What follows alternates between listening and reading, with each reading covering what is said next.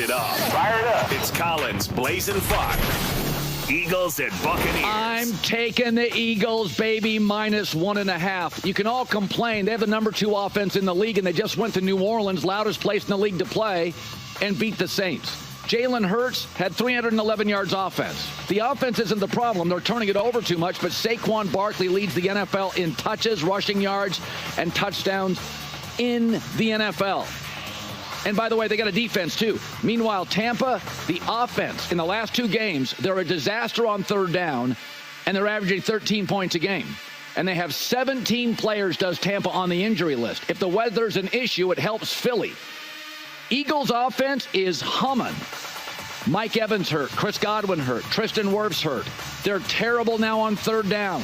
Baker's good. He's not great. He can't afford to be missing people. I like the Eagles to win it. 30-24, swallow the points. All right. So I really want to talk about this because he's talked about in a previous clip on like Herdline News or whatever, which I also talked about. He was like, he thinks that the Eagles are going to feast, I think is what he said. And yeah, 30-24. Apparently the weather is supposed to not be good. I haven't really looked into the weather. I rarely do. So my prediction has nothing to do with what the weather looks like. I'd have to look into it, I guess, because there's some hurricane issues. But I wanted to go to these numbers. There we go.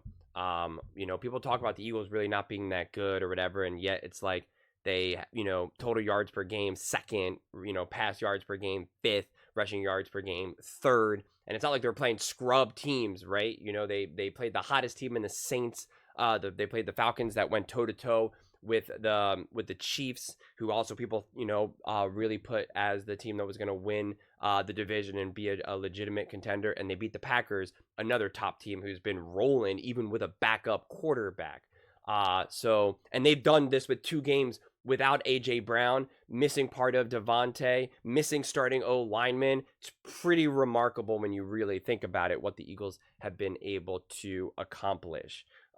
As for this game, though, in terms of the Eagles versus the Bucs, I'm going to be perfectly honest. I am not good at evaluating when players are injured and when teams are injured and what the game looks like. I'm much more confident when teams are full strength, but when you have a lot of missing pieces, a lot of moving parts, people upgraded from the practice squad, whatever it may be, like, it's just not my forte. It's really, really not. So I have no idea what this game is going to look like. I really don't. I was so excited for this game, and I still am, but I really was hoping it was going to be more full strength, because I remember someone in the comments section, I always mess up his name, Zanyax, or however you say it.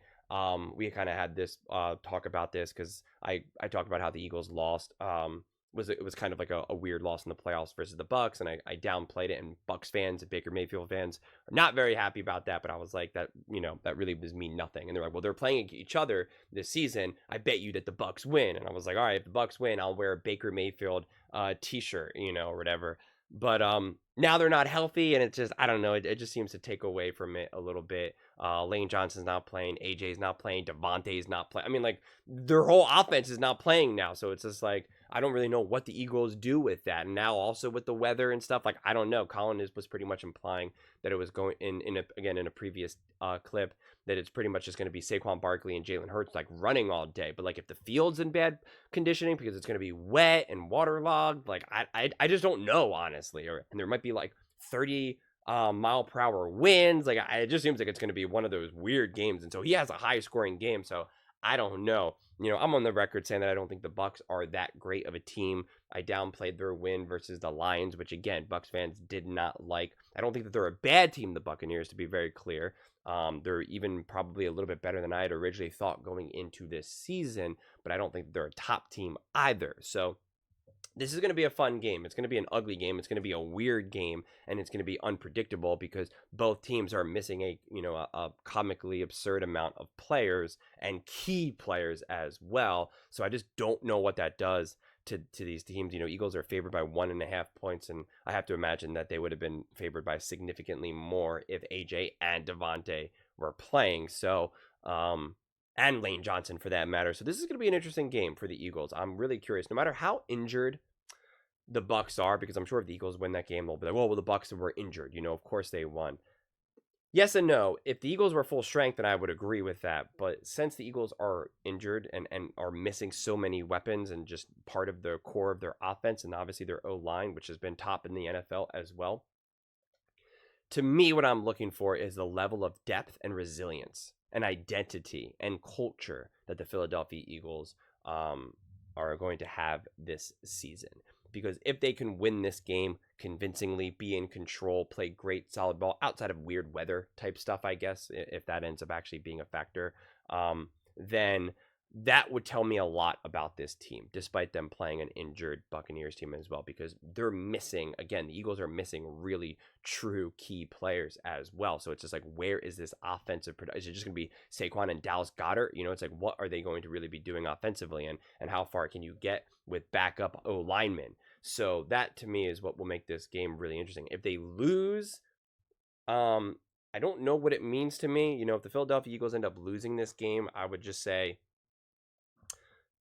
they're not as deep as you would want them to be, I guess, technically, but it wouldn't be like the end of the world if they lost, because I would just be like, yeah, they're not as good of a team when they don't have AJ and Devontae and Lane Johnson, right? Like, I would be able to explain it and justify it.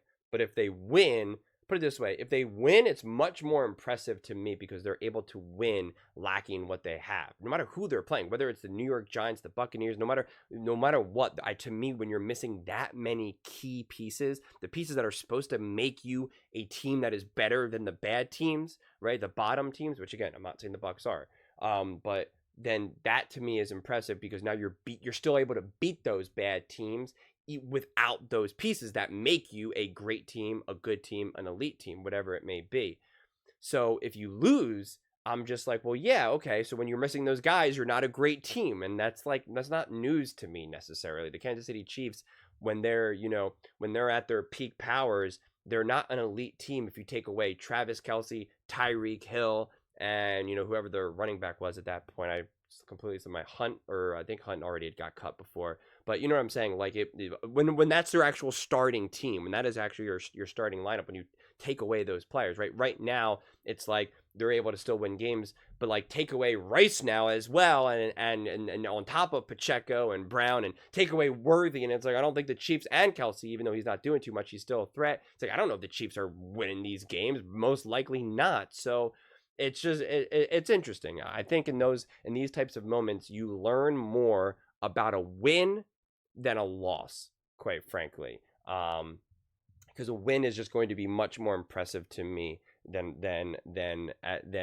it being equal in terms of how frustrating or what type of information I gain from a loss, right? It's asymmetrical, if that makes sense. So this game's going to be interesting. It's definitely going to be really, really interesting. I'm curious if the Eagles will continue to be able to make Baker Mayfield be uncomfortable, not really looking that good and sharp, and if the offense will continue to be able to roll, even though they don't have, they're far from complete. So I'm excited for this game, and I just hope the weather though isn't too much of an influence. It's always interesting when weather plays a factor, but I just hope it's not. J-Mac was acting like the weather was going to be absolutely awful because of hurricanes and stuff like that, and it was just going to be a really ugly, muddy game. And I think he has the Buccaneers winning is what he pretty much implied with his, today's headlines, tomorrow's headlines today, or whatever segment he does, which I don't have and I'm not going to review. But I think, because that's what they were pretty much implying, that Colin thinks that the Eagles are going to win this game pretty easily, and it seems like Jason McIntyre has his concerns about the Philadelphia Eagles. So we will find out soon enough. But those are just my thoughts. I'd absolutely love to hear yours.